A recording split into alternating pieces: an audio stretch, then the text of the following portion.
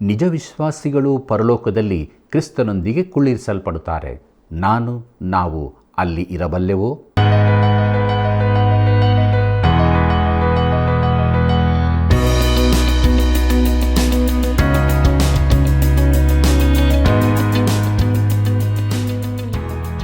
ಆತ್ಮೀಯ ಮಿತ್ರರೇ, ಸತ್ಯವೇದ ಅಧ್ಯಯನ ಕಾರ್ಯಕ್ರಮಕ್ಕೆ ಪ್ರೀತಿಯ ಸುಸ್ವಾಗತ. ಸತ್ಯವೇದ ಅಧ್ಯಯನದಲ್ಲಿ ನಾವು ತಿಳುಕೊಂಡ ಅದ್ಭುತ ಸತ್ಯಗಳಿಗಾಗಿ ದೇವರಿಗೆ ಸ್ತೋತ್ರವಾಗಲಿ. ಎಫೆಸದವರಿಗೆ ಬರೆದ ಪತ್ರಿಕೆಯ ಮೊದಲ 3 ಅಧ್ಯಾಯಗಳು ಸಭೆಯ ಕರೆ, ರಚನೆ ಹಾಗೂ ಅದರ ಅಂಗವ್ಯವಸ್ಥೆಗಳನ್ನು ತಿಳಿಸಿದವು.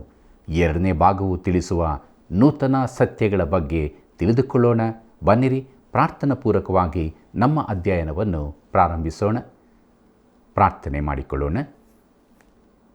ಪ್ರೀತಿ ಸ್ವರೂಪನಾದ ದೇವರೇ, ನೀನು ಕೊಟ್ಟಂಥ ಕೃಪಾ ಸಮಯದಲ್ಲಿ ನಿನ್ನ ವಾಕ್ಯಗಳನ್ನು ಅಧ್ಯಯನ ಮಾಡುವುದಕ್ಕಾಗಿ ನಿನ್ನ ಪಾದ ಬಳಿಗೆ ಬಂದಿದ್ದೇವೆ. ನಿನ್ನ ಜೀವವುಳ್ಳ ವಾಕ್ಯದ ಗೂಢಾರ್ಥಗಳನ್ನು ತಿಳಿಯಪಡಿಸು. ನಾವು ಕೇಳಿ ವಿಧೇಯರಾಗಿ ಅದರ ಮೂಲಕವಾಗಿ ಬಲವನ್ನು ಹೊಂದಿಕೊಂಡು ನಿರೀಕ್ಷೆಯ ಜೀವಿತದಲ್ಲಿ ಜೀವಿಸುವುದಕ್ಕೆ ಸಹಾಯ ಮಾಡು. ನಮ್ಮೆಲ್ಲ ವೀಕ್ಷಕರು ಅವರು ಇರುವಂಥ ಸ್ಥಳದಲ್ಲಿ ನಿನ್ನ ವಾಕ್ಯವನ್ನು ಆಲಿಸುವಾಗ ನೀನು ಮಾತನಾಡಿ ಬಲಪಡಿಸಿ ನಡೆಸು. ಈ ಕಾರ್ಯಕ್ರಮದಲ್ಲಿ ನಿನ್ನ ಚಿತ್ತವೇ ನೆರವೇರಲ್ಪಡಲಿ. ನಿನಗೆ ಮಾತ್ರ ಮಹಿಮೆಯಾಗಲಿ. ಯೇಸುವಿನ ನಾಮದಲ್ಲಿ ಬೇಡಿದ್ದೇವೆ ತಂದೆಯೇ, ಆಮೆನ್. ಹೃದಯದ ಸಂಕಲ್ಪವು ಮನುಷ್ಯನ ವಶವು, ತಕ್ಕ ಉತ್ತರ ಕೊಡುವ ಶಕ್ತಿಯು ಯೆಹೋವನಿಂದ ಆಗುವುದು. ಜ್ಞಾನೋಕ್ತಿಗಳು 16:1. ಕರ್ತನಲ್ಲಿ ಪ್ರೀತಿಯುಳ್ಳ ಸಹೋದರ ಸಹೋದರಿಯರೇ, ನಮ್ಮ ರಕ್ಷಕನಾದ ಯೇಸು ಕ್ರಿಸ್ತನ ಅತೀ ಪರಿಶುದ್ಧವುಳ್ಳ ನಾಮದಲ್ಲಿ ನಿಮ್ಮೆಲ್ಲರಿಗೂ ನನ್ನ ಹೃದಯಪೂರ್ವಕವಾದ ಪ್ರೀತಿಯ ವಂದನೆಗಳು. ದೇವರ ಮಹಾಕೃಪೆಯಿಂದ ಎಫೆಸದವರಿಗೆ ಬರೆದ ಪತ್ರಿಕೆಯ 3 ಅಧ್ಯಾಯಗಳನ್ನು ನಾವು ಧ್ಯಾನ ಮಾಡಿ ಆತ್ಮಿಕ ಆಶೀರ್ವಾದಗಳನ್ನು ಹೊಂದಿಕೊಂಡಿದ್ದೇವೆ. ದೇವರ ನಡೆಸುವಿಕೆ ನೆನಪು ಮಾಡಿಕೊಳ್ಳುತ್ತಾ ಎಫೆಸದವರಿಗೆ ಬರೆದ ಪತ್ರಿಕೆಯ 4ನೇ ಅಧ್ಯಾಯವನ್ನು ಧ್ಯಾನ ಮಾಡೋಣ. ಇದರ ಮುಖ್ಯ ಪ್ರಸ್ತಾಪ ಸಭೆಯು ಒಬ್ಬ ನೂತನ ಮನುಷ್ಯ, ನೂತನ ಮನುಷ್ಯನ ಪ್ರದರ್ಶನ, ನೂತನ ಮನುಷ್ಯನ ಅಡ್ಡಿ, ನೂತನ ಮನುಷ್ಯನ ವಿರೋಧ ಎಂಬುದಾಗಿದೆ. ಪ್ರಿಯರೇ, ಎಫೆಸ ಪತ್ರಿಕೆಯಲ್ಲಿನ ಅಧ್ಯಾಯಕ್ಕೆ ಬಂದಿದ್ದೇವೆ. ಈ ಕೊನೆಯ 3 ಅಧ್ಯಾಯಗಳಲ್ಲಿನ ಪ್ರಸ್ತಾಪವೆಂದರೆ ಸಭೆಯ ನಡವಳಿಕೆ ಮತ್ತು ವಿಶ್ವಾಸಿಯ ಉದ್ಯೋಗ, ವಿಶ್ವಾಸಿಯ ಪರಲೋಕದ ಕರೆಯ ಕುರಿತಾಗಿ ನಾವು ನೋಡಿದೆವು. ಈಗ ವಿಶ್ವಾಸಿಯ ಜೀವಿತ ವಿಧಾನವನ್ನು ನೋಡಲಿದ್ದೇವೆ. ಅವನ ಪರಲೋಕದ ನಡೆಯ ಕುರಿತು. ಅದು ಈ ಲೋಕ ರೀತಿಯ ನಡೆಯಲ್ಲ, ಆದರೆ ಈ ಲೋಕದಲ್ಲಿನ ನಡೆಯಾಗಿದೆ. ನಾವು ಒಟ್ಟಾಗಿ ಸಭೆಯೆಂದು ಕರೆಯುವ ನಿಜ ವಿಶ್ವಾಸಿಗಳು ಪರಲೋಕದಲ್ಲಿ ಕ್ರಿಸ್ತನಲ್ಲಿ ಕುಳ್ಳಿರಿಸಲ್ಪಟ್ಟಿದ್ದಾರೆ. ಕ್ರಿಸ್ತನು ದೇಹದ ತಲೆಯಾಗಿದ್ದಾನೆ ಮತ್ತು ಆತನು ದೇವರ ಬಲಗಡೆಯಲ್ಲಿ ಕುಳಿತಿದ್ದಾನೆ. ಆದರೆ ಸಭೆಯು ಇಲ್ಲಿ ಈ ಭೂಮಿಯಲ್ಲಿ ಜೀವಿಸಬೇಕಾಗಿದೆ. ಪ್ರಿಯರೇ, ಮೊದಲ 3 ಅಧ್ಯಾಯಗಳಲ್ಲಿ ನಾವು ಸಭೆಯ ಕರೆ, ರಚನೆ ಹಾಗೂ ಅದರ ಅಂಗವ್ಯವಸ್ಥೆಗಳನ್ನು ನೋಡಿದೆವು. ಈ ಪತ್ರಿಕೆಯ ಕೊನೆಯ ವಿಭಾಗದಲ್ಲಿ ನಾವು ಸಭೆಯ ನಡವಳಿಕೆ, ವಿಶ್ವಾಸ ಸೂತ್ರ ಹಾಗೂ ವಿರೋಧಗಳ ಕುರಿತಾಗಿ ನೋಡಲಿದ್ದೇವೆ. ಸಭೆಯು ನೂತನ ವ್ಯಕ್ತಿಯಾಗಿದೆ. ಭವಿಷ್ಯದಲ್ಲಿ ಸಭೆಯು ಮೊದಲಗಿತ್ತಿಯಾಗಲಿದೆ ಮತ್ತು ಸಭೆಯು ಯೇಸು ಕ್ರಿಸ್ತನ ಒಳ್ಳೆ ಸೈನಿಕನೂ ಆಗಿದೆ. ಪ್ರೀತಿಯುಳ್ಳ ದೇವಜನರೇ, ಮೊದಲ 3 ಅಧ್ಯಾಯಗಳಲ್ಲಿ ನಾವು ರೂಪಾಂತರ ಬೆಟ್ಟದಲ್ಲಿದ್ದಂತಿದ್ದೆವು. ಇದು ಹೊಸ ಒಡಂಬಡಿಕೆಯ ಆತ್ಮಿಕತೆಯ ಅತ್ಯುನ್ನತ ಸ್ಥಾನವಾಗಿರಬಹುದು. ಆದ್ದರಿಂದಲೇ ಆ ಅಧ್ಯಾಯಗಳ ಧ್ಯಾನದಲ್ಲಿ ನಾವು ತುಂಬ ಸಮಯ ಕಳೆದೆವು. ಈ 2ನೇ ಭಾಗದಲ್ಲಿ ನಾವು ದೈನಂದಿನ ಜೀವಿತದ ಸ್ಥಿತಿಗೆ ಇಳಿಯುತ್ತೇವೆ. ಇಲ್ಲಿ ದೆವ್ವದ ಅಧೀನದಲ್ಲಿರುವ ಜಗತ್ತನ್ನು ಎದುರಿಸುತ್ತೇವೆ ಮತ್ತು ಸಂಶಯಗ್ರಸ್ತ ಗುಂಪಿನ ನಡುವೆ ಇರುತ್ತೇವೆ. ಅದು ದೈನಂದಿನ ವಾಸ್ತವಿಕ ಜೀವಿತವಾಗಿದೆ. ಪ್ರಿಯರೇ, ಹಿಂದಿನ ಭಾಗದ ಉನ್ನತ ಸತ್ಯಗಳನ್ನು ಈ ವಾಸ್ತವಿಕ ಜಗತ್ತಿಗೆ ಪರಿವರ್ತಿಸಲು ನಮಗೆ ಸಾಧ್ಯವಿದೆಯೋ? ದೇವರನ್ನು ಮೆಚ್ಚಿಸುವ ರೀತಿಯಲ್ಲಿ ಈ ಲೋಕದಲ್ಲಿ ಜೀವಿಸಲು ನಮಗೆ ಆದೀತೋ? ಕರ್ತನಾದ ಯೇಸು ಹೇಳಿದ್ದಾನೆ, ನಾವು ಈ ಲೋಕದಲ್ಲಿದ್ದೇವೆ, ಆದರೆ ಲೋಕದವರಾಗಿರುವುದಿಲ್ಲ.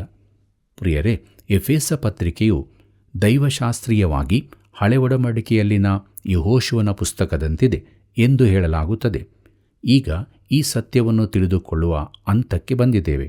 ಯೆಹೋಶುವನು ಅಬ್ರಹಾಮ, ಇಸಾಕ, ಯಾಕೋಬ, ಮೋಶೆಯರಿಗೆ ಮಾಡಲ್ಪಟ್ಟ ವಾಗ್ದಾನದ ಆಧಾರದಲ್ಲಿ ವಾಗ್ದಾತ ದೇಶವನ್ನು ಪ್ರವೇಶಿಸಿದನು.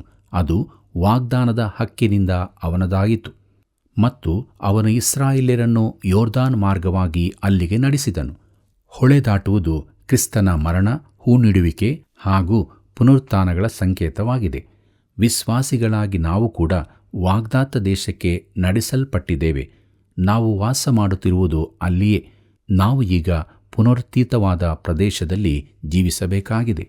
ಕರ್ತನಲ್ಲಿ ಪ್ರಿಯರೇ, ದೇಶವನ್ನನುಭವಿಸಿ ಅದರ ಆಶೀರ್ವಾದಗಳನ್ನು ಪಡೆಯಬೇಕಾದರೆ ಯೆಹೋಶುವನು ಆ ದೇಶವನ್ನು ತನ್ನದಾಗಿ ಮಾಡಿಕೊಳ್ಳಬೇಕಾಯಿತು.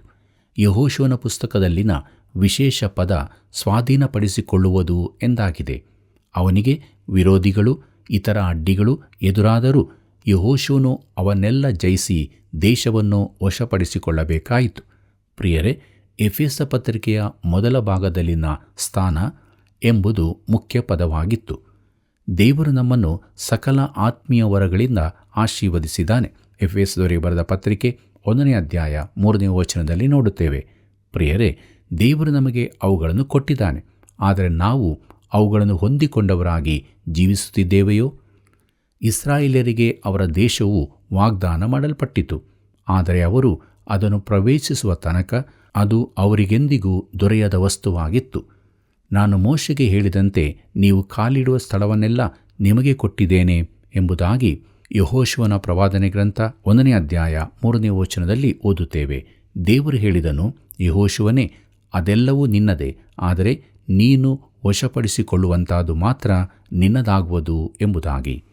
ಕರ್ತನಲ್ಲಿ ಪ್ರಿಯರೇ, ವಿಶ್ವಾಸಿಯೂ ಕೂಡ ಪರಲೋಕದ ಸಕಲ ಆತ್ಮೀಯ ವರಗಳನ್ನು ವಶ ಮಾಡಿಕೊಳ್ಳುವ ಸೌಲಭ್ಯ ಅವನಿಗೆ ಕೊಡಲ್ಪಟ್ಟಿದೆ. ಆದರೆ ಕ್ರಿಸ್ತನಲ್ಲಿನ ಈ ಅಶೋಧ್ಯವಾದ ಐಶ್ವರ್ಯಗಳನ್ನು ಆತ್ಮಿಕ ಉಪಕರಣಗಳಿಂದ ಹುಡುಕಬೇಕಾಗಿದೆ. ಆ ಉಪಕರಣವೇ ದೇವರ ವಾಕ್ಯವಾಗಿದೆ. ಈ ತನಕ ಈ ಪತ್ರಿಕೆಯಲ್ಲಿ ಮಹಿಮೆಯ ಘೋಷಣೆಗಳು ಕೊಡಲ್ಪಟ್ಟವು. ಆದರೆ ಇನ್ನು ಮುಂದಕ್ಕೆ ಅದರಲ್ಲಿ ಅಪ್ಪಣೆಗಳಿರುತ್ತವೆ. ಇಂತಹ ಅತ್ಯುನ್ನತ ಸ್ಥಾನಕ್ಕೆ ಕರೆಯಲ್ಪಟ್ಟವರಿಗೆ ಈಗ ಆ ಕರೆಗೆ ಯೋಗ್ಯವಾದ ಜೀವಿತ ನಡೆಸಬೇಕೆಂಬ ಅಪ್ಪಣೆ ಕೊಡಲ್ಪಟ್ಟಿರುತ್ತದೆ. ಪ್ರೀತಿಯುಳ್ಳ ದೇವಜನರೇ, ಕೆಲವರು ಈ ಪತ್ರಿಕೆಯ ಮೊದಲ ಭಾಗದಲ್ಲಿ ಮಾತ್ರ ಇದ್ದುಕೊಂಡು ತಾವು ವಿಶೇಷ ಭಕ್ತಿವಂತರೆಂದು ನೆನೆಸಿಕೊಳ್ಳುತ್ತಾರೆ. ದೈವಸೇವಕರಾದ ಡಾಕ್ಟರ್ ವರ್ನನ್ ಮ್ಯಾಗಿಯವರು ಈ ರೀತಿಯಾಗಿ ಹೇಳುತ್ತಾರೆ, ನಾನು ದಕ್ಷಿಣ ಕ್ಯಾಲಿಫೋರ್ನಿಯಾಕ್ಕೆ ಮೊದಲ ಸಾರಿ ಬಂದಾಗ ಇಂತಹ ಒಂದು ಕುಟುಂಬ ಅಲ್ಲಿತ್ತು. ಅವರು ನಾನು ಸಭಾಪಾಲಕನಾಗಿದ್ದ ಸಭೆಗೆ ಬರುತ್ತಿದ್ದರು, ಆದರೆ ಅದರ ಸದಸ್ಯನಾಗಿರಲಿಲ್ಲ. ಅವರು ಒಳ್ಳೆಯ ವ್ಯಕ್ತಿಗಳಾಗಿದ್ದರು, ಚಟುವಟಿಕೆಯಿಂದಿದ್ದರು. ಅವರು ಸಭೆಗೆ ಯಾಕೆ ಸೇರಲಿಲ್ಲವೆಂದು ನಾನು ಒಂದು ದಿನ ಅವರನ್ನು ಕೇಳಿದೆ. ಅವರು ಮೇಲಕ್ಕೆ ನೋಡುತ್ತಾ ಹೇಳಿದರು, ನಾವು ಅದೃಶ್ಯ ಸಭೆಯ ಸದಸ್ಯರಾಗಿದ್ದೇವೆ ಎಂದು. ಇಂತಹ ಅದೃಶ್ಯ ಸಭೆಯ ಸದಸ್ಯರೆಂದು ಹೇಳಿಕೊಳ್ಳುವವರು ನಿಜವಾಗಿ ಅದೃಶ್ಯರಾಗಿರುತ್ತಿದ್ದರು. ವಾರ ಮಧ್ಯದ ಕೂಟಗಳಿಗೆ ಬರುತ್ತಿರಲಿಲ್ಲ. ಅವರಿಂದ ಏನಾದರೂ ಸಹಾಯ ಕೇಳಬೇಕೆಂದಾಗ ಅವರು ಅದೃಶ್ಯರಾಗುತ್ತಿದ್ದರು ಎಂಬುದಾಗಿ. ಪ್ರಿಯರೇ, ನಾವು ಈ ಕುರಿತು ಪ್ರಾಯೋಗಿಕವಾಗಿರೋಣ. ಅದೃಶ್ಯ ಸಭೆಯು ಸ್ಥಳೀಯ ಸಮೂಹದಲ್ಲಿ ಕಂಡುಬರತಕ್ಕದಾಗಿದೆ. ನಾವು ಎಫೆಸ ಪತ್ರಿಕೆಯ ಪ್ರಾಯೋಗಿಕ ಭಾಗಕ್ಕೆ ಬಂದಿದ್ದೇವೆ.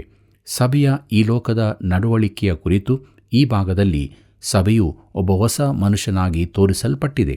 ಈ ನೂತನ ಮನುಷ್ಯನು ಇಲ್ಲಿ ತನ್ನನ್ನು ತಾನು ತೋರಿಸಿಕೊಳ್ಳಬೇಕಾಗಿದೆ. ಅದೃಶ್ಯ ಸಭೆಯ ಸದಸ್ಯರು ತಮ್ಮನ್ನು ಕಾಣಿಸಿಕೊಳ್ಳಬೇಕಾಗಿದೆ. ಅವರು ಹೊರಮಾತಿನವರಾಗಿದ್ದು ಮತ್ತು ದೇವರ ವಾಕ್ಯವನ್ನು ಪ್ರಸರಿಸುವವರಾಗಿರಬೇಕಾಗಿದೆ. ಕರ್ತನಲ್ಲಿ ಪ್ರಿಯರೇ, ಮುಂದಿನ ಸಂಗತಿಗಳು ಕ್ರಿಸ್ತನಲ್ಲಿರುವವರಿಗೆ ಮಾತ್ರ ಅನ್ವಯಿಸುವವುಗಳಾಗಿವೆ. ದೇವರ ಆತ್ಮನು ರಕ್ಷಿಸಲ್ಪಟ್ಟವರೊಂದಿಗೆ ಮಾತನಾಡುತ್ತಿದ್ದಾನೆ.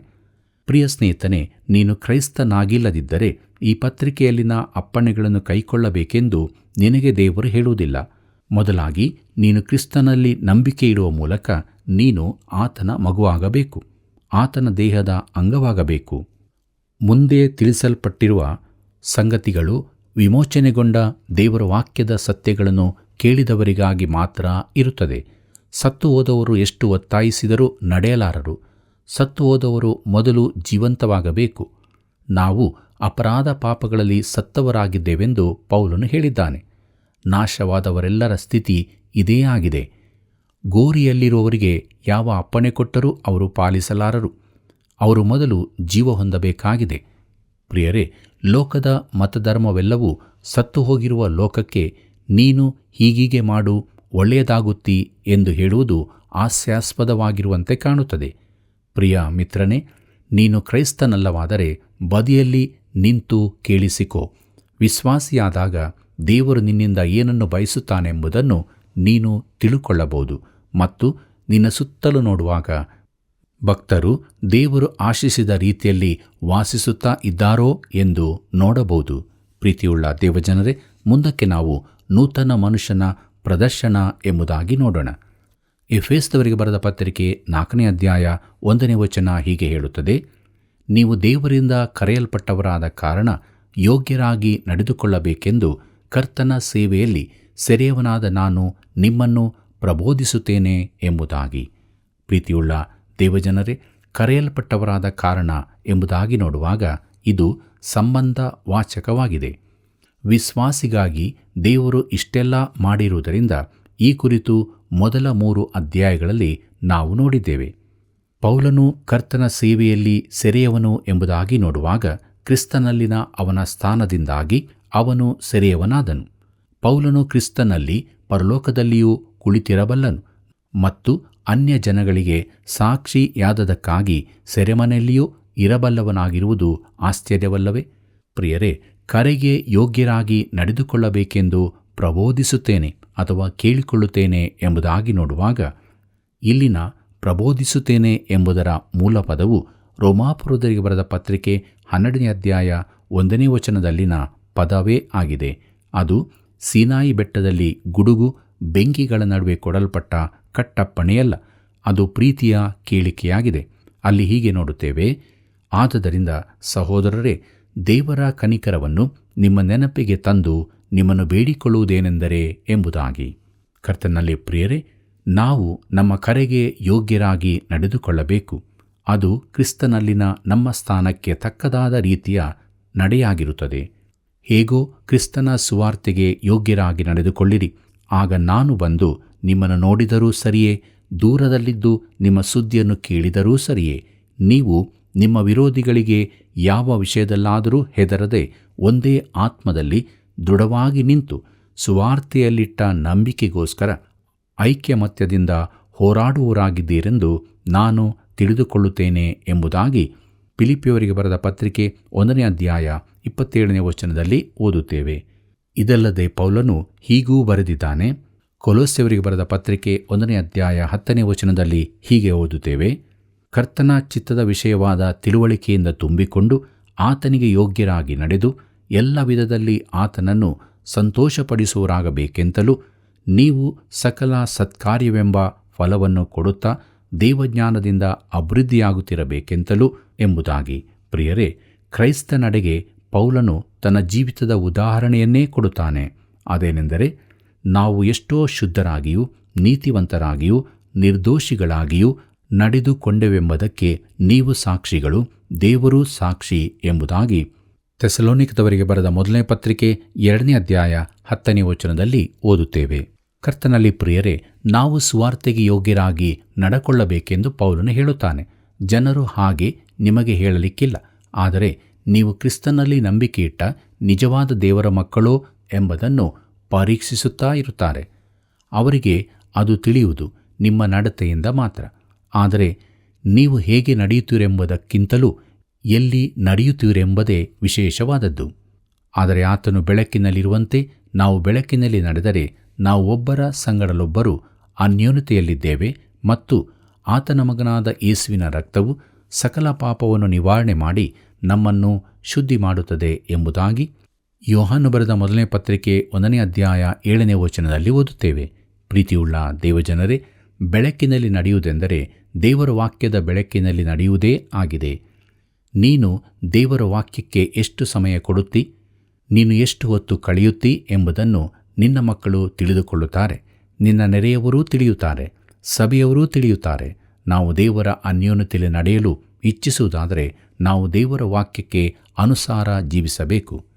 ಕರ್ತನಲ್ಲಿ ಪ್ರಿಯರೇ, ಕರಪತ್ರಗಳನ್ನು ಹಂಚುವ ಒಬ್ಬನ ಕುರಿತು ನಾವು ಈಗಾಗಲೇ ಕೇಳಿದ್ದೇವೆ. ಈ ಸೇವೆಗೆ ತುಂಬ ಪ್ರಾರ್ಥನೆ ಮತ್ತು ಬುದ್ಧಿವಂತಿಕೆಯ ಅಗತ್ಯವಿದೆ. ಓದಲಿಕ್ಕೂ ಬರೆಯಲಿಕ್ಕೂ ಬಾರದ ಒಬ್ಬ ಕಪ್ಪು ಬಣ್ಣದವನಿಗೆ ಈ ಕರಪತ್ರವು ಕೊಡಲ್ಪಟ್ಟಿತು. ಅದೇನೆಂದು ಅವನು ಕೇಳಿದ. ಅದು ಒಂದು ಕರಪತ್ರ ಎಂದು ಕೊಟ್ಟವನು ಹೇಳಿದ. ಆಗ ಅವನೆಂದನು, ನನಗೆ ಓದಲು ಬರುವುದಿಲ್ಲ, ಆದರೆ ನೀನು ನಿನ್ನ ಹೆಜ್ಜೆ ಹೇಗೆ ಇಡುತ್ತಿ ಎಂದು ಗಮನಿಸುತ್ತೇನೆ ಎಂದು ಹೇಳಿದನು. ಆ ವ್ಯಕ್ತಿಗೆ ಹೇಳಲ್ಪಟ್ಟ ಅತೀ ಚಿಕ್ಕ ಪ್ರಸಂಗ ಅದಾಗಿತ್ತು. ಅವರ ನಡೆಯನ್ನು ಬೇರೆಯವರು ಗಮನಿಸುತ್ತಿದ್ದರು. ಕರ್ತನಲ್ಲಿ ಪ್ರಿಯರೇ, ಪೌಲನು ಅವರ ಕರೆಯ ಆಧಾರದಲ್ಲಿ ಅವರನ್ನು ಕೇಳಿಕೊಳ್ಳುತ್ತಿದ್ದಾನೆ. ಎಫೆಸದವರು ಈಗ ದೇವರ ಕೃಪೆಯ ಅಡಿಯಲ್ಲಿ ಜೀವಿಸುತ್ತಿದ್ದಾರೆಂಬುದನ್ನು ಅವರಿಗೆ ಪೌಲನು ಈಗ ತಾನೇ ವಿವರಿಸಿ ಹೇಳಿದ್ದಾನೆ. ಅವರು ಈಗ ಕಾಲಾವಧಿಯಲ್ಲಿದ್ದಾರೆ. ಮುಂದಕ್ಕೆ ನೋಡೋಣ. ಎಫೆಸದವರಿಗೆ ಬರೆದ ಪತ್ರಿಕೆ 4ನೇ ಅಧ್ಯಾಯ 2 ಮತ್ತು 3ನೇ ವಚನಗಳನ್ನು. ಅಲ್ಲಿ ನಾವು ಹೀಗೆ ನೋಡುತ್ತೇವೆ: ನೀವು ಪೂರ್ಣ ವಿನಯ ಸಾತ್ವಿಕತ್ವಗಳಿಂದಲೂ ದೀರ್ಘಶಾಂತಿಯಿಂದಲೂ ಕೂಡಿದವರಾಗಿ ಪ್ರೀತಿಯಿಂದ ಒಬ್ಬರನ್ನೊಬ್ಬರು ಸಹಿಸಿಕೊಳ್ಳಿರಿ. ಸಮಾಧಾನವೆಂಬ ಬಂಧನದಿಂದ ಕಟ್ಟಲ್ಪಟ್ಟವರಾಗಿದ್ದು ಪವಿತ್ರಾತ್ಮನಿಂದುಂಟಾಗುವ ಐಕ್ಯವನ್ನು ಕಾಪಾಡಿಕೊಳ್ಳುವುದಕ್ಕೆ ಆಸಕ್ತರಾಗಿರಿ ಎಂಬುದಾಗಿ. ಪ್ರೀತಿಯುಳ್ಳ ದೇವಜನರೇ, ವಿನಯ ಅಂದರೆ ನಮ್ಮ ಮನಸ್ಸುಗಳನ್ನು ತಗ್ಗಿಸಿಕೊಂಡು ಎಂದು. ಪೌಲನು ತಾನು ಬೋಧಿಸಿದ್ದ ಹಾಗೆ ನಡೆದಿದ್ದನು. ವಿನಯ ಗುಣವೆಂದರೆ ಹೆಮ್ಮೆಗೆ ವಿರುದ್ಧವಾದದ್ದು. ನಮ್ಮ ಸೆಮಿನರಿಗಳು ಬೌದ್ಧಿಕ ಪ್ರಸಂಗಿಗಳನ್ನು ತಯಾರು ಮಾಡುವ ಬದಲು ನಮ್ಮ ಯುವಕರು ವಿನಯದಿಂದ ನಡೆಯುವುದನ್ನು ಕಲಿಸಿದರೆ ಒಳ್ಳೆಯದು. ಪ್ರಿಯರೇ, ಎಡಿನ್ಬರೋದ ಒಂದು ಮುಂದುವರೆದ ಸಭೆಯ ಕುರಿತಾಗಿ ನಾನು ಕೇಳಿದ್ದೆ. ಅವರು ಪ್ರಸಂಗಿಗಳಿಗಾಗಿ ಕೇಳಿಕೊಳ್ಳುತ್ತಿದ್ದರು. ಆದ್ದರಿಂದ ತರಬೇತಿಯ ಕಾಲದಲ್ಲಿ ಅತ್ಯಂತ ಬುದ್ಧಿವಂತನೆನಿಸಲ್ಪಟ್ಟ ಒಬ್ಬ ಯೌವನಸ್ಥನನ್ನು ಈ ಸೆಮಿನರಿಯವರು ಕಳುಹಿಸಿದರು. ಅವನಿಗೆ ಹೆಚ್ಚು ಅನುಭವವಿರಲಿಲ್ಲ. ಈ ಶ್ರೇಷ್ಠ ಸಭೆಯಲ್ಲಿ ಪ್ರಸಂಗಿಸುವ ಅವಕಾಶಕ್ಕಾಗಿ ಹೆಮ್ಮೆಯಿಂದ ಅವನು ತುಂಬಿದ್ದನು. ಆ ಜನರೆದುರಿಗೆ ಅವನು ಎದ್ದು ನಿಂತಾಗ ಅವನಿಗೆ ಸಭಾಕಂಪನ ಉಂಟಾಯಿತು. ಅವನು ಕಲಿತದ್ದೆಲ್ಲ ಮರೆತು ಹೋಯಿತು. ಪ್ರಸಂಗವನ್ನು ಅವನು ಬಾಯಿಪಾಠ ಮಾಡಿದ್ದನು, ಆದರೆ ಅವನಿಗೆ ಅದು ಮರೆತು ಹೋಯಿತು. ಏನೋ ತಡವರಿಸಿ ಪೀಠದಿಂದ ಕೆಳಗಿಳಿದು ಹೋದನು. ತಾನು ಏನೂ ಮಾಡಲಿಲ್ಲವೆಂದು ತಿಳಿದುಕೊಂಡನು. ಒಬ್ಬ ಸ್ಕಾಟ್ಲೆಂಡಿನ ಮಹಿಳೆ ಅವನ ಬಳಿಗೆ ಹೋಗಿ, ಯವನಸ್ಥನೇ, ಈ ಬೆಳಿಗ್ಗೆ ಪೀಠದಲ್ಲಿ ನಿನ್ನನ್ನು ಗಮನಿಸಿದೆ. ನಾನು ನಿನಗೆ ಒಂದು ಮಾತನ್ನು ಹೇಳಬಯಸುತ್ತೇನೆ. ನೀನು ಪೀಠದಿಂದ ಇಳಿಯುತ್ತಿದ್ದ ರೀತಿಯಲ್ಲಿ ಅದನ್ನು ಹತ್ತುತ್ತಿದ್ದರೆ ನೀನು ಮೇಲೆ ಹತ್ತಿದ ರೀತಿಯಲ್ಲೇ ಇಳಿದು ಬರುತ್ತಿದ್ದೀ ಎಂದು ಹೇಳಿದಳು. ಅವನು ಹೆಮ್ಮೆಯಿಂದ ಮೇಲೆ ಹತ್ತಿದನು, ಆದರೆ ಅವಮಾನದಿಂದ ಕುಗ್ಗಿಕೊಂಡು ಕೆಳಗಿಳಿದನು. ಕರ್ತನಲ್ಲಿ ಪ್ರಿಯರೇ, ವಿನಯಶೀಲತೆಯು ಎಲ್ಲ ಕ್ರೈಸ್ತ ಗುಣಗಳಿಗೂ ಧ್ವಜಪ್ರಾಯವಾಗಿದೆ. ಪಕ್ಷಪಾತದಿಂದಾಗಲಿ ಒಣ ಹೆಮ್ಮೆಯಿಂದಾಗಲಿ ಯಾವುದನ್ನೂ ಮಾಡದೆ ಪ್ರತಿಯೊಬ್ಬನೂ ದೀನಭಾವದಿಂದ ಮತ್ತೊಬ್ಬರನ್ನು ತನಗಿಂತಲೂ ಶ್ರೇಷ್ಠರೆಂದು ಎಣಿಸಲಿ. ಫಿಲಿಪ್ಪಿಯರಿಗೆ ಬರೆದ ಪತ್ರಿಕೆ 2ನೇ ಅಧ್ಯಾಯ 3ನೇ ವಚನದಲ್ಲಿ ಇದನ್ನು ನಾವು ನೋಡುತ್ತೇವೆ. ಕರ್ತನಾದ ಯೇಸು ವಿನಯಶೀಲನಾಗಿದ್ದನು. ಆತನು ಹೇಳಿದ್ದು, ನನ್ನ ನೊಗವನ್ನು ನಿಮ್ಮ ಮೇಲೆ ತೆಗೆದುಕೊಂಡು ನನ್ನಲ್ಲಿ ಕಲಿತುಕೊಳ್ಳಿರಿ, ಆಗ ನಿಮ್ಮ ಆತ್ಮಗಳಿಗೆ ವಿಶ್ರಾಂತಿ ಸಿಕ್ಕುವುದು. ಯಾಕಂದರೆ ನನ್ನ ನೊಗವು ಮೃದುವಾದದ್ದು, ನನ್ನ ಹೊರೆಯು ಹೌರವಾದದ್ದು ಎಂಬುದಾಗಿ ಮತ್ತಾಯನ ಬರೆದ ಸುವಾರ್ತೆ 11ನೇ ಅಧ್ಯಾಯ 29ನೇ ವಚನದಲ್ಲಿ ಓದುತ್ತೇವೆ. ಕರ್ತನಲ್ಲಿ ಪ್ರಿಯರೇ, ಇಂದು ಕ್ರೈಸ್ತರಲ್ಲಿನ ಅನೇಕರಿಗೆ ತಮ್ಮ ವಂಶದ ಕುರಿತ ಹೆಮ್ಮೆ, ತಮ್ಮ ಊರಿನ ಹೆಮ್ಮೆ, ಸೌಂದರ್ಯದ ಹೆಮ್ಮೆ, ದೇವರ ಕೃಪೆಯ ಹೆಮ್ಮೆ ಕೂಡ ತುಂಬಿರುತ್ತದೆ. ತಾವು ಕೃಪೆಯಿಂದ ರಕ್ಷಿಸಲ್ಪಟ್ಟಿದ್ದೇವೆ ಎಂದು ಕೂಡ ಹೆಮ್ಮೆ ಪಟ್ಟುಕೊಳ್ಳುತ್ತಾರೆ. ನಾವು ವಿನಯಶೀಲರಾಗಿರುವುದು ಎಷ್ಟು ಅವಶ್ಯ. ಕರ್ತನಲ್ಲಿ ಪ್ರಿಯರೇ, ಒಮ್ಮೆ ಜರ್ಮನಿಯಲ್ಲಿನ ಬಿಥೋವನ್ನ ಮನೆಗೆ ಒಂದು ಗುಂಪು ಜನರು ಹೋದರು. ಅವರ ಮಾರ್ಗದರ್ಶಕನು ಬಿಥೋವನ್ನ ಪಿಯಾನೋವನ್ನು ತೋರಿಸಿದ ಬಳಿಕ ತನ್ನ ಮಾತನ್ನು ಮುಗಿಸಿ, ಅವರಲ್ಲಿ ಯಾರಾದರೂ ಬಿಥೋವನ್ನನ ಪಿಯಾನೋ ನುಡಿಸಲು ಇಚ್ಛಿಸುತ್ತಾರೋ ಎಂದು ಕೇಳಿದನು. ಎಲ್ಲರೂ ನಾನು ತಾನು ಎಂದು ಮುನ್ನುಗ್ಗಿದರು. ಒಬ್ಬ ಬಿಳಿ ಉದ್ದ ಕೂದಲಿನವನು ಮಾತ್ರ ಸುಮ್ಮನೆ ಕುಳಿತಿದ್ದನು. ಆಗ ಮಾರ್ಗದರ್ಶಕನು ಅವನೊಡನೆ, ನೀವು ಈ ಪಿಯಾನೋ ನುಡಿಸಲು ಇಚ್ಛಿಸುವುದಿಲ್ಲವೋ ಎಂದು ಕೇಳಿದನು. ಅದಕ್ಕೆ ಅವನೆಂದನು, ನಾನು ಅಷ್ಟು ಯೋಗ್ಯತೆ ಉಳ್ಳವನೆಂದು ಭಾವಿಸುವುದಿಲ್ಲ ಎಂದನು. ಆ ವ್ಯಕ್ತಿಯು ಆ ಪಿಯಾನೋ ನುಡಿಸುವ ನಿಜವಾದ ಅನುಭವವಿದ್ದವನೂ ಆಗಿದ್ದನು. ಕರ್ತನಲ್ಲಿ ಪ್ರಿಯರೇ, ತಮಗೆ ಯಾವ ವರವಿಲ್ಲದಿದ್ದರೂ ಎಷ್ಟು ಬಾರಿ ದೇವಜನರು ಕಾರ್ಯಗಳನ್ನು ಮಾಡುವುದಕ್ಕೆ ಮುನ್ನುಗ್ಗುತ್ತಾರೆ. ಸಭೆಯ ಕಾರ್ಯಗಳನ್ನು ಮಾಡುವವರು ಸಾಕಷ್ಟು ಜನ ಇಲ್ಲವೆಂದು ನಾವು ಹೇಳುತ್ತೇವೆ. ಆದರೆ ಅದೇ ಸಮಯದಲ್ಲಿ ತಮಗೆ ಯಾವ ವರಗಳಿಲ್ಲದಿದ್ದರೂ ಕಾರ್ಯ ಮಾಡಲು ಮುನ್ನುಗ್ಗುವವರು ಇರುತ್ತಾರೆ. ನಾವು ವಿನಯಶೀಲರಾಗಿರತಕ್ಕದ್ದು. ಕರ್ತನಲ್ಲಿ ಪ್ರೀತಿಯುಳ್ಳ ದೇವಜನರೇ, ವಿನಯ ಸಾತ್ವಿಕತ್ವಗಳಿಂದ ಎಂಬುದಾಗಿ ನೋಡುವಾಗ, ಸಾತ್ವಿಕತ್ವವೆಂದರೆ ಮೃದು ಸ್ವಭಾವ, ಆದರೆ ಅದು ಹೇಡಿತನವಲ್ಲ. ಸಾತ್ವಿಕನಾಗಿರುವುದೆಂದರೆ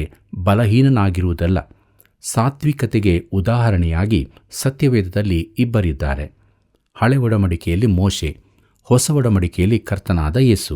ಪ್ರಿಯರೇ, ಮೋಶೆ ಬೆಟ್ಟದಿಂದಿಳಿದು ಬರುತ್ತಾ ದಶಾಜ್ಞೆ ಬರೆದಿದ್ದ ಕಲ್ಲುಗಳನ್ನು ಒಡೆದಾಗ ಆರೋನನಿಗೆ ಮತ್ತು ಇಸ್ರಾಯೇಲ್ಯರಿಗೆ ಅವನು ಹೇಳಿದ ಮಾತುಗಳನ್ನು ಕೇಳಿದಾಗ ಅದು ಸಾತ್ವಿಕತ್ವವೆಂದು ಹೇಳಬಹುದೋ? ಆದರೆ ದೇವರು ಅದನ್ನು ಹಾಗೆಂದು ಕರೆದನು. ಕರ್ತನಾದ ಯೇಸು ದೇವಾಲಯದೊಳಗಿದ್ದ ಚಿನೀವಾರರನ್ನು ಹೊರನಡಿಸಿದ್ದು ಸಾತ್ವಿಕತೆಯಾಗಿತ್ತೋ? ಖಂಡಿತವಾಗಿ. ಲೋಕವು ಸಾತ್ವಿಕತ್ವವೆಂದು ಕರೆಯುವಂತಾದು ಬಲಹೀನತೆಯಾಗಿರುತ್ತದೆ. ಸತ್ಯವೇದವು ಸಾತ್ವಿಕತೆ ಎಂದರೆ ದೇವರ ಚಿತ್ತವನ್ನು ಕೈಕೊಳ್ಳುವುದರಲ್ಲಿ ದೃಢಚಿತ್ತನಾಗಿ ನಿಲ್ಲುವುದೆಂದು ಹೇಳುತ್ತದೆ. ಸಾತ್ವಿಕತ್ವವೆಂದರೆ ದೇವರ ಚಿತ್ತಕ್ಕೆ ತಲೆಬಾಗುವುದೆಂದರ್ಥ. ದೀರ್ಘಶಾಂತಿಯಿಂದ ಎಂಬುದಾಗಿ ನೋಡುವಾಗ ದೀರ್ಘಶಾಂತಿ ಎಂದರೆ ತುಂಬ ತಾಳ್ಮೆ ಎಂದರ್ಥ. ಇದು ಆತ್ಮನ ಫಲವಾಗಿದೆ. ಗಲಾತ್ಯದವರಿಗೆ ಬರೆದ ಪತ್ರಿಕೆ 5ನೇ ಅಧ್ಯಾಯ 22ನೇ ವಚನವನ್ನು ನೋಡಿರಿ. ಅಂದರೆ ನಾವು ಶೀಘ್ರ ಕೋಪಿಗಳಾಗಿರಬಾರದು, ಪ್ರೀತಿಯಿಂದ ಒಬ್ಬರನ್ನೊಬ್ಬರು ಸಹಿಸಿಕೊಳ್ಳಿರಿ ಎಂಬುದಾಗಿ ನೋಡುವಾಗ ಪ್ರೀತಿಯ ಭಾವದಿಂದ ಒಬ್ಬರನ್ನೊಬ್ಬರು ತಾಳಿಕೊಳ್ಳುವುದು, ಒಬ್ಬರಿಗೊಬ್ಬರು ಸೈರಿಸಿಕೊಂಡು ಕ್ಷಮಿಸಿರಿ. ಪ್ರಿಯರೇ, ಕರ್ತನು ನಿಮ್ಮನ್ನು ಕ್ಷಮಿಸಿದಂತೆ ನೀವೂ ಕ್ಷಮಿಸಿರಿ ಎಂಬುದಾಗಿ ಕೊಲೊಸ್ಸೆಯವರಿಗೆ ಬರೆದ ಪತ್ರಿಕೆ 3ನೇ ಅಧ್ಯಾಯ 13ನೇ ವಚನದಲ್ಲಿ ಓದುತ್ತೇವೆ. ಪವಿತ್ರಾತ್ಮನಿಂದುಂಟಾಗುವ ಐಕ್ಯವನ್ನು ಕಾಪಾಡಿಕೊಳ್ಳಿರಿ ಎಂಬುದಾಗಿ ನೋಡುವಾಗ ಕರ್ತನಾದ ಯೇಸು ನಾವೆಲ್ಲರೂ ಒಂದಾಗಿರಬೇಕೆಂದು ಪ್ರಾರ್ಥಿಸಿದನು. ಯೋಹಾನ ಬರೆದ ಸುವಾರ್ತೆ 17ನೇ ಅಧ್ಯಾಯ 21ನೇ ವಚನ ಹೀಗೆ ಹೇಳುತ್ತದೆ: ನೀನು ನನ್ನನ್ನು ಕಳುಹಿಸಿಕೊಟ್ಟಿದ್ದಿ ಎಂದು ಲೋಕವು ನಂಬುವುದಕ್ಕಾಗಿ ಅವರೆಲ್ಲರೂ ಒಂದಾಗಿರಬೇಕೆಂತಲೂ, ತಂದೆಯೇ, ನೀನು ನನ್ನಲ್ಲಿಯೂ ನಾನು ನಿನ್ನಲ್ಲಿಯೂ ಇರುವ ಪ್ರಕಾರ ಅವರು ನಮ್ಮಲ್ಲಿ ಇರಬೇಕೆಂತಲೂ ಕೇಳಿಕೊಳ್ಳುತ್ತೇನೆ ಎಂಬುದಾಗಿ. ಪ್ರೀತಿಯುಳ್ಳ ದೇವಜನರೇ, ದೇವರಾತ್ಮನು ನಮ್ಮನ್ನು ಒಂದೇ ಶರೀರದೊಳಗೆ ದೀಕ್ಷಾಸ್ನಾನ ಮಾಡಿದ್ದಾನೆ. ಕೊರಿಂಥದವರಿಗೆ ಬರೆದ ಮೊದಲನೇ ಪತ್ರಿಕೆ 12ನೇ ಅಧ್ಯಾಯ 13ನೇ ವಚನ ಹೀಗೆ ಹೇಳುತ್ತದೆ: ಯಹೂದ್ಯರಾಗಲಿ ಗ್ರೀಕರಾಗಲಿ, ದಾಸರಾಗಲಿ ಸ್ವತಂತ್ರರಾಗಲಿ, ನಾವೆಲ್ಲರೂ ಒಂದೇ ದೇಹವಾಗುವುದಕ್ಕಾಗಿ ಒಂದೇ ಆತ್ಮನಲ್ಲಿ ದೀಕ್ಷಾಸ್ನಾನ ಮಾಡಿಸಿಕೊಂಡೆವು. ಒಂದೇ ಆತ್ಮ ನಮ್ಮೆಲ್ಲರಿಗೂ ಪಾನವಾಗಿ ಕೊಡಲ್ಪಟ್ಟಿತು ಎಂಬುದಾಗಿ. ಪ್ರಿಯರೇ, ಪವಿತ್ರಾತ್ಮನು ಸ್ಥಾಪಿಸಿದ ಈ ಐಕ್ಯವನ್ನು ವಿಶ್ವಾಸಿಗಳು ಕಾಪಾಡಿಕೊಳ್ಳಬೇಕು. ನಾವು ಆ ಐಕ್ಯವನ್ನು ಸ್ಥಾಪಿಸಲಾರೆವು. ಇಂತಹ ಐಕ್ಯಕ್ಕಾಗಿ ನಾವು ಸಭಾ ಐಕ್ಯತೆಯ ಮೂಲಕ ಕಾರ್ಯ ನಡೆಸಲು ಆಗುವುದಿಲ್ಲ. ಪವಿತ್ರಾತ್ಮನು ಮಾತ್ರ ಈ ಐಕ್ಯವನ್ನುಂಟು ಮಾಡಬಲ್ಲನು.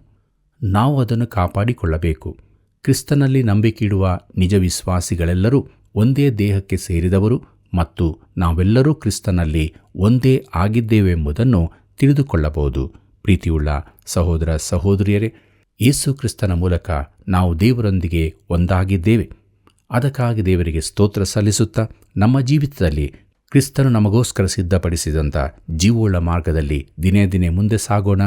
ಮಾತ್ರವಲ್ಲ, ನಮ್ಮ ಜೀವಿತದಲ್ಲಿ ದೇವರಿಗೆ ಮಹಿಮೆಯಾಗಲಿ. ಹೀಗಾಗುವಂತೆ ದೇವರು ತಾನೇ ಸಹಾಯ ಮಾಡಿ ನಡೆಸಲಿ. ಕರ್ತನ ಕೃಪೆಯು ಸದಾ ನಿಮ್ಮ ಸಂಗಡ ಇರಲಿ. ಪ್ರಿಯರೇ, ನೂತನ ಮನುಷ್ಯನ ದೈನಂದಿನ ಜೀವಿತದ ಸತ್ಯಗಳನ್ನು ವಿಶ್ವಾಸಿಯು ಕೂಡ ಪರಲೋಕದ ಸಕಲ ಆತ್ಮೀಯ ವರಗಳನ್ನು ವಶ ಮಾಡಿಕೊಳ್ಳುವ ಹಾಗೆಯೂ ನಮ್ಮ ಕರೆಗೆ ಯೋಗ್ಯರಾಗಿ ನಡೆದುಕೊಳ್ಳಬೇಕು ಎಂಬ ಸತ್ಯವನ್ನು ಅರಿತುಕೊಂಡ ನಾವು ವಿನಯ ಸಾತ್ವಿಕತ್ವಗಳಿಂದ ತುಂಬಿದ ಜೀವಿತವನ್ನು ಜೀವಿಸೋಣ. ಪ್ರಿಯ ವೀಕ್ಷಕರೇ, ಇಂದಿನ ಸತ್ಯವೇದ ಅಧ್ಯಯನದಲ್ಲಿ ಸಂತೋಷಪಟ್ಟಿದ್ದೀರಿ ಅಲ್ಲವೇ? ನಿಮ್ಮ ಒಂದೊಂದು ಕರೆಯು ಈ ಸೇವೆಯನ್ನು ಬಲಪಡಿಸುತ್ತದೆ. ಈ ಮೂಲಕ ಅನೇಕರು ಸತ್ಯವನ್ನು ತಿಳಿದುಕೊಳ್ಳುವರು. ಆದ್ದರಿಂದ ಹಿಂದೆ ಕರೆ ಮಾಡಿರಿ. ಮತ್ತೆ ಭೇಟಿಯಾಗೋಣ. ವಂದನೆಗಳು.